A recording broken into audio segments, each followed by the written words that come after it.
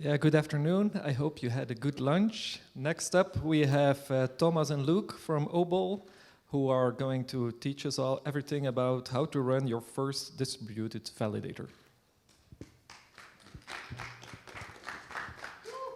Hello, can you hear me properly? Cool.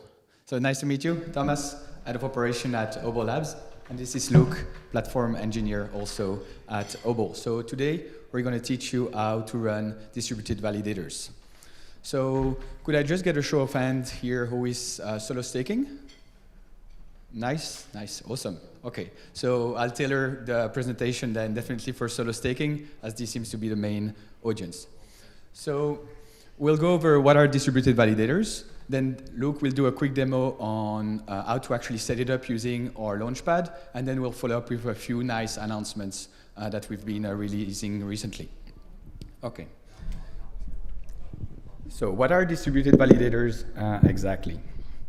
So why would you fly a plane, with only one engine? You wouldn't, right? You want some resilience. So distributed validators allow you to split your validators across different machines. So if one of your nodes goes down, you can still sit at this conference and enjoy instead of rushing back to your Airbnb and trying to fix it through SSH and hope you didn't have to propose a block. So as long as 2/3 of the nodes within your clusters are online, you'll be able to perform your duties, whether that's attestation, whether that's proposing a block, or even exiting the cluster. So a lot of the validators that are enterprise scale would use it and run all of the nodes within their cluster. But for you that are solo staking, a very interesting use case is actually what we call squad staking. So that's a few of you teaming up and actually setting up a cluster so that you can rely on each other's uptime and skills to keep validating as a team. So in the end, DVs are really just multisig, but for validators. How does Obol help with setting up distributed validators? We developed the most credibly neutral, composable, and Ethereum-aligned DV implementation. So as a pure middleware, as you can see from the slide, it's sitting right between the validation client and the beacon node. We are not changing anything to the setup of the node itself, so that means you can still run your Prism, your Lighthouse as is, and so we are not introducing any risk in terms of the existing clients. That means that you can also make your cluster highly flexible and pragmatic for adoption by just fitting in any existing clients you might already be running as part of your stack. You can just add the Charon middleware in your stack and get it to work within the cluster. Its lean and composable design also allows for very high performance and security, as the nodes are connected in direct mode from one another without having to broadcast messages through a wider gossip network. Finally, credibly neutral. We are not storing or actually creating the key info anywhere at any time, so you're just relying on yourself for storing the key shares that will allow for the threshold signing. So you said you're a solo staker, so what does this really mean for you? So as I said, if your node goes down today, you are at risk of missing attestations, of missing proposals. So by increasing the availability and effectiveness of your validators, once you team up, you can get that much higher peace of mind, also in terms of maintenance overhead. That's peace of mind for you, but also peace of mind for actually liquid staking protocols that you might be partnering with. So I'll talk a bit later about initiatives we have with EtherFi and that we have with Lido. But it's been quite difficult, as you know, for liquid staking protocols to actually onboard solo stakers due to the risk profile of the different people they might want to onboard. So DVT is actually reducing that barrier to entry to onboard many new solo stakers. So that's a very good avenue to go back to the roots and level the playing field for solo stakers back into staking at a high scale on Ethereum. Finally, by also reducing the risk and the resilience of the cluster, you don't need such high bonding requirements than you may also have in other systems like Rocket Pool. So it's DVTs, I like to say, it's really just like a risk-reducing machine while increasing the resiliency of your validators. All right, so now Luke will walk you through how to actually set it up using Obol. Cool, thanks. Hey everyone, you might have to forgive my voice. I've already had a a bit of a conferenced out weekend, so hopefully I'll be able to get through this all right. So yeah, what we'll be going through so far is setting up your cluster configuration through our Launchpad. This will involve generating who is in the cluster, generating who you will be sending the money to through the withdrawal and fee recipient, and then also just making sure that you sign on so that your wallet address or your Ethereum address is actually the one that created said cluster. Then we will go through the DKG process. So each operator will accept the conditions of your cluster and do a distributed key generation in order to create a set of validator keys without ever storing a full key in one location. And then I'll just go through an example of how to actually see that your cluster is alive at the very end of that through our monitoring, where we provide dashboards in Grafana. Cool. So yeah, this is essentially our flow from the creator perspective. You have this process of going through all the advisories, making sure that you understand what is actually involved in staking and in becoming a validator in the Ethereum network. The creator is the one that will define all of the information for you. So you need to, obviously, like in this setup, trust that counterparty. You have like the cluster details, which are your name of your cluster, which can be freeform, any information you want, any ASCII. And then below that is where you decide how many operators you will have and how like their addresses. So you have like a handy button to say use my address if the creator wants to be part of that cluster, but the creator doesn't have to be part of that cluster also. You can type in here ENS names. Sorry, I'm doing something to the side there. You can type in either ENS names or just straight Ethereum addresses. And then afterwards you generate what is called an ENR, which is essentially the operator's unique like ID for that cluster. And you also are able to pick here how many validators you want. You can run one, you can run thousands in one given cluster, depending on your capacity and your setup. So after you do that, you go to the withdrawal configuration stage, where you can either use just straight up addresses, or you can do something a bit more complicated with splitter contracts through our SDK, which we'll talk about a bit later on. So yeah, once all of these details are confirmed, you sign this cluster configuration and it'll generate a invite link for the other members to use, which we'll see in a second.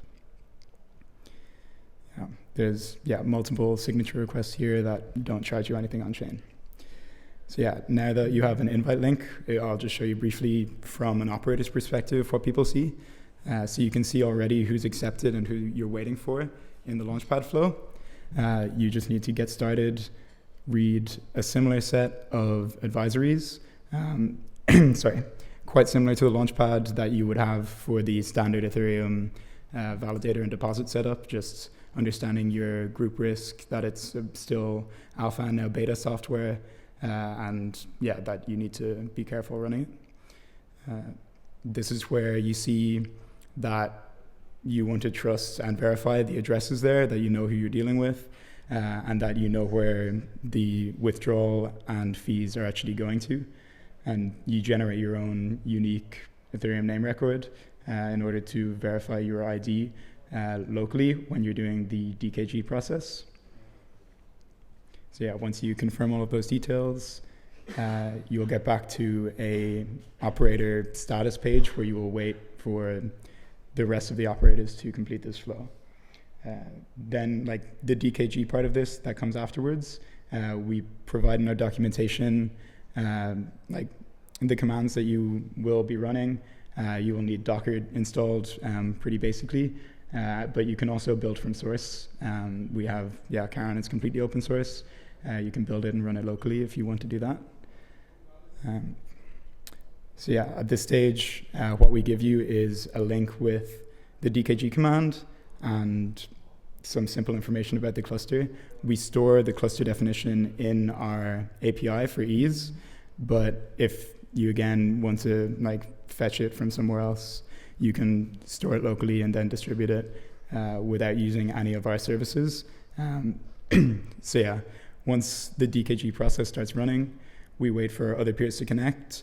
In this situation, there's 4 peers, so 3 other peers that we're waiting for. They communicate through a relay, this relay, again, very configurable. You can run it yourself or use one of our public relays. We also have 4, I think, partners right now that are running public relays. So if you don't want to use our infrastructure, you can use someone else's. And it just, again, leads to that like credibly neutral approach that we're trying to take, where in any situation, you will not have to use anything that's hosted or provided by us, apart from the software. Once all of the peers are connected, you have the DKG process starting, which can generate any number of keys. It will take slightly longer the more validated keys you have. And then it will push out a link that will lead back to our Launchpad, which I'll click on in a few seconds. That will be where you can see the current status of all of the validators in your cluster. So I click on this link here, hopefully in a second, 0.5 speed. And I'll finish up with a cluster, all of the operators accepted, awaiting deposit. You can verify all of the information. 1 validator pending activation, can't claim any ETH yet, can't exit because it's not deposited. And you will have output as part of that DKG, deposit data that's identical to any other Ethereum validator that you can either deposit through our Launchpad or through the Ethereum Launchpad. So that's very briefly a demo of how to set up a cluster. Once you do that, you will have all of the configuration files needed. You run your normal ETH validator stack, so your consensus layer, your execution layer, your validator, and you run Charon in the middle of that. And just to give an example of like a cluster fully up and running, what it looks like is this will be our status page or overview page that you can see if you download CDVN, our repository. We have these Charon overview Grafana dashboards in them. And you can see right now, simply for our mainnet cluster, this is the first DV that went live in December of last year. We're still running it. We have 3 other nodes connected. One that Calm Game node is actually mine, running on a DApp node.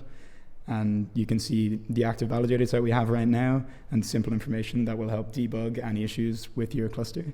This is all publicly available online. You can look around our documentation, see if you can figure out how to run in the future, and hope you all give it a try. Thanks. Cool, amazing. Thanks, Luke. So where do we go from here? So you've seen how to run a DV. Which initiatives can you really take part on? So I'm going to share a few with you. So the first one is actually we're super excited to announce our mainnet open beta. So we announced that 2 days ago as Staking Summit, and that it will go live on the 1st of December. So what is part of mainnet open beta? So as Luke just showed, now the DV Launchpad is open for anyone, whatever your profile is, to run a DV, up to 1 validator at first. If you're interested in running more than 1 validator, just talk to us. The second thing that we're releasing with the open beta is our Obol SDK. So today you saw how to create a cluster via the DV Launchpad, but you can also create and access cluster information through our SDK. So that opens the route for any protocol, like we're doing with Lido and EtherFi, for example, to integrate with us for pragmatic cluster creation, programmatic cluster creation. Finally, we're also excited to announce our Obol splits. So validator rewards need to go somewhere.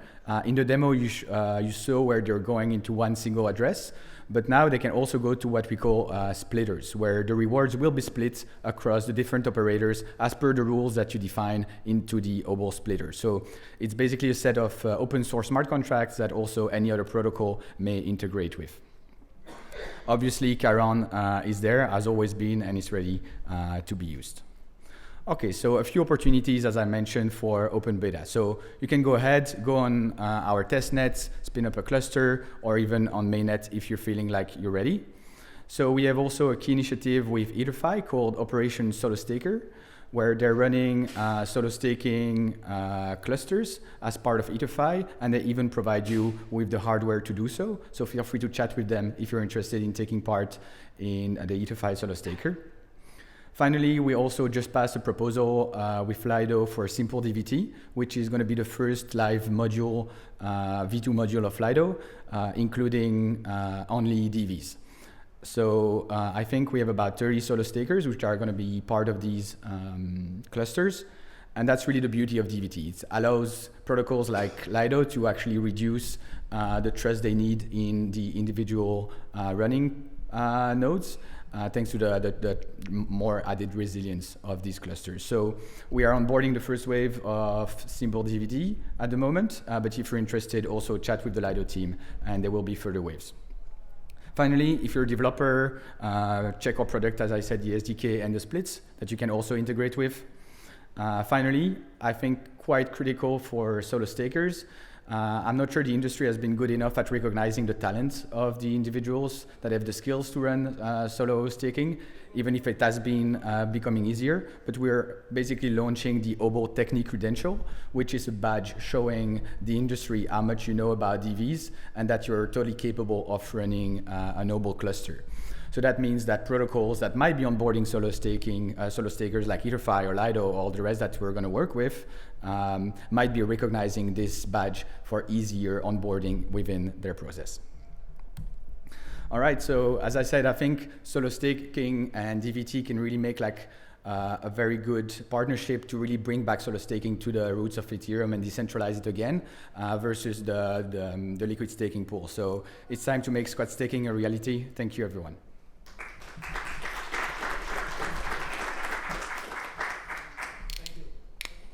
Questions?